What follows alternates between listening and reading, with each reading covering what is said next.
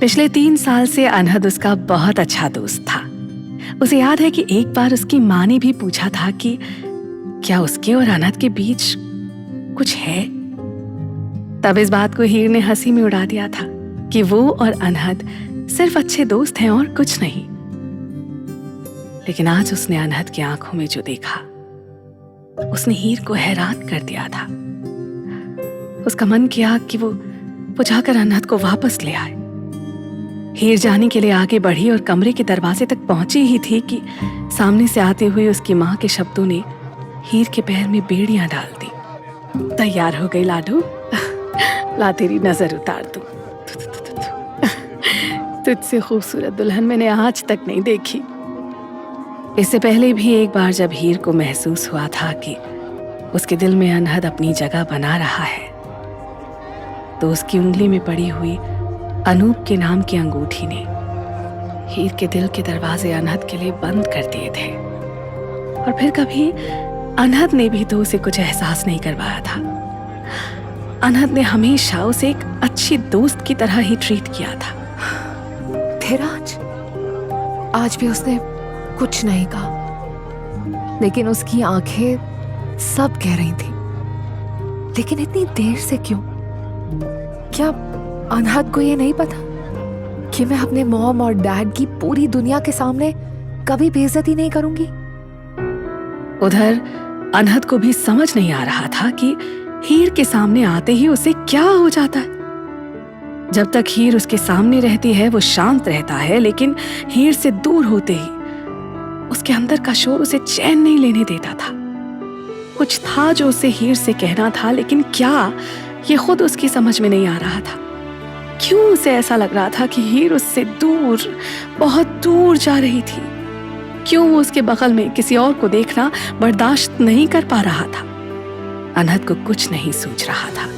उसे यहां से जाना था, बस सबसे दूर, हीर से दूर।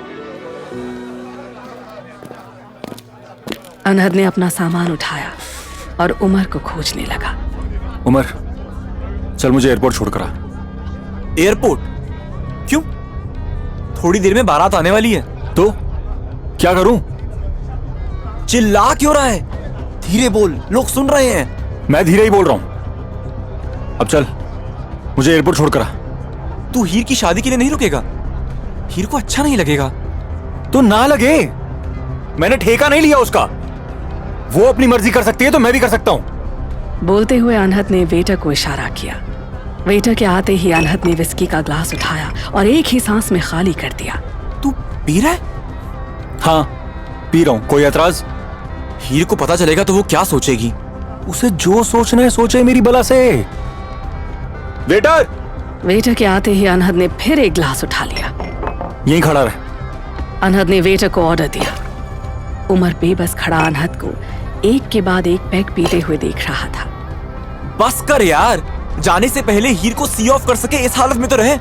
ऐसे जाएगा उसके सामने? उमर ने वेटर को वहां से चले जाने का इशारा किया।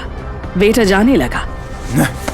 वेटर है तू साले, अपनी औकात में रह।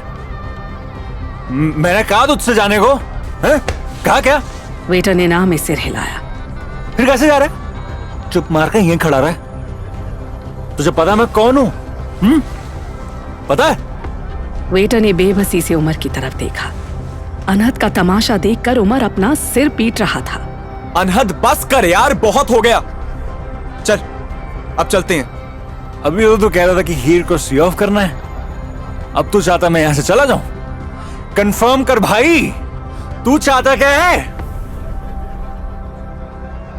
वैसे हीर ने भी मुझे नहीं रोका। क्यों नहीं रोका? क्योंकि मैं बुरा हूं, बहुत बुरा। अनहद की तेज आवाज सुनकर उमर घबरा गया। क्या कर रहा है यार? इतने गेस्ट हैं, सब क्या सोचेंगे? तू चल मेरे साथ। अनहद ने खुद को उमर की पकड़ से छुड़ाया और मेहमानों के पास गया। आपको पता है मैं कौन हूं? आपको पता है? आपको? देखो उमर, किसी को नहीं पता मैं कौन हूं। अनहद की तेज आवाज सुनते ही आसपास के लोग चुप हो गए। शादी में आए हुए मेहमानों के बीच खुसर फुसर शुरू हो गई। उमर ये सब देख रहा था। उसने अनहद को संभालने की बहुत कोशिश की, लेकिन अनहद नशे में किसी की कुछ सुन ही नहीं रहा था। हेलो एवरीवन, मैं हीर का दोस्त हूं, खास दोस्त, खास दोस्त। नशे की हालत में लड़खड़ाता हुआ अनहद गिर पड़ा, लेकिन उसका चिल्लाना रुका नहीं था। एक छोटी सी लड़की दौड़ते हुए ऊपर हीर के रूम में पहुंची। दीदी, दीदी देखो आपका दोस्त नीचे क्या कर रहा है। हाँ, कौन सा दोस्त? क्या कर रहा है? हैरानी से भरी हुई हीर बालकनी में आई। उसे नीचे चिल्लाता हुआ अनहद दिखाई दिया। डर के मारे हीर पीछे हुई तो किसी से टकरा गई। वो मुड़ी। मॉम, ये क्या हो रहा है हीर? कहीं तुमको छुपा तो नहीं रही हो? हीर चुप खड़ी रही। ध्यान रखना हीर, कुछ हुआ तो तुम्हारे पापा बर्दाश्त नहीं कर पाएंगे। उधर अनहद अब तक हीर के रूम की बालकनी के नीचे आ गया था। वो वहीं से चिल्लाया, हीर, हीर। अचानक ही माहौल में एक तेज तमाचे की आवाज गूंज उठी और अनहद अपना गाल पकड़े जमीन पर गिर पड़ा। सामने अजीत कौल खड़े थे। तुम्हारी इतनी हिम्मत! मेरी बेटी तुम जैसे आदमी को अपना दोस्त कहती है, इसलिए मैं अब तक तुम्हारी बकवास सुन रहा था। लेकिन अब बहुत हुआ। यहां से शराफत से चले जाओ, वरना अंजाम बहुत बुरा होगा। अंकल, मैं ले जा रहा हूं इसे। अब ये कुछ नहीं करेगा। अनहद, चल यहां से। बहुत तमाशा कर लिया तुमने। अनहद ने धक्का देकर उमर को दूर कर दिया और फिर से हीर की बालकनी की तरफ जाने लगा। ऊपर खड़ी हीर ये सब देख रही थी। उसकी आंखों से आंसू बहे चले जा रहे थे। हीर ने अपना फोन निकाला और एक नंबर डायल किया। फोन पर वो किसी को अपना एड्रेस बता रही थी। हीर के फोन रखने के 5 मिनट के अंदर ही सायरन बजाती हुई पुलिस की 2 गाड़ियां अजीत कौल के बंगले में दाखिल हुई। पुलिस जीप से 2 कांस्टेबल्स उतरे और उन्होंने अनहद को घसीटकर जीप में पटक दिया। अनहद के साथ ही जीप में बैठे हुए उमर ने अपना सिर पकड़ रखा था। हीर पुलिस जीप को जाता हुआ चुपचाप देख रही थी। उसके बगल में खड़ी उसकी मॉम ने एक गहरी सांस ली।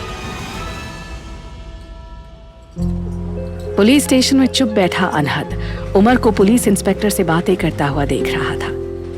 अचानक ही अपने नाम की पुकार सुनकर अनहद ने सिर उठाया। सामने उसके डैड खड़े थे। अचरज से अनहद ने आसपास देखा। वो पुलिस स्टेशन में नहीं बल्कि चंडीगढ़ में अपने घर के दरवाजे पर खड़ा था। हीर की शादी को 2 साल हो चुके थे और वो आज भी वहीं खड़ा था। अनहद ने गहरी सांस ली और अपने डैड के बगल से होता हुआ अंदर चला गया। तुम अचानक यहाँ? छुट्टी ली है क्या?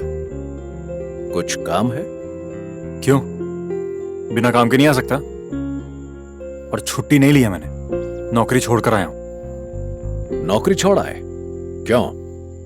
बस छोड़ आया, मन नहीं लगा। मन नहीं लगा? मन क्या होता है?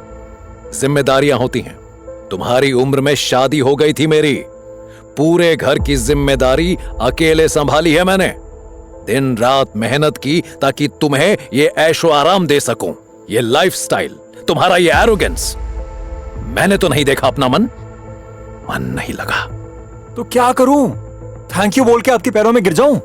You are damn right. कम से कम इतना तो कर ही सकते हो ना। Thank you so much dad. लो, बोल दिया। अब मैं अपने रूम में जा सकता हूं। I am not done yet. तुम बस एक कंफर्ट जोन चुनकर वहीं अटक जाते हो। अपने इसी एटीट्यूड की वजह से तुम आज तक उसी नौकरी में अटके हुए थे। जब तुम्हारा कंफर्ट जोन टूटता है तो तुम भागने लगते हो। ओह गॉड, नॉट अगेन। फिर वही लेक्चर, नौकरी, लाइफ, ब्ला ब्ला ब्ला ब्ला। पागल हो गए हो क्या अनहद? चलो, मान लिया ये नौकरी नहीं करनी। दूसरी नौकरी है नजर में, या अपना वो टुनटुना बजाकर गाने गाओगे, मेरा नाम डुबाओगे? पर तुम्हें तो ना अपनी फिक्र है, ना अपने घर वालों की, ना अपने फ्यूचर की फिक्र है। गुस्सा आता है मुझे सोचकर कि तुम अपनी जिंदगी बर्बाद कर रहे हो। तुम्हें दिखाई नहीं देता कि म्यूजिक का ये फितूर तुम्हें एक दिन ले डूबेगा? नहीं दिखाई देता, और मैं देखना भी नहीं चाहता। और आपको क्या दिखाई देता? I don't care. Anhad, let me clarify one thing, ये तुम्हारा घर नहीं है, मेरा घर है। अगर इस घर में रहना है तो मेरे रूल्स के मुताबिक रहना होगा। तो मुझे नहीं रहना आपके घर में, मैं जा रहा हूं। अनहद जैसा आया था वैसा ही खड़े पांव वापस दिल्ली के लिए निकल गया।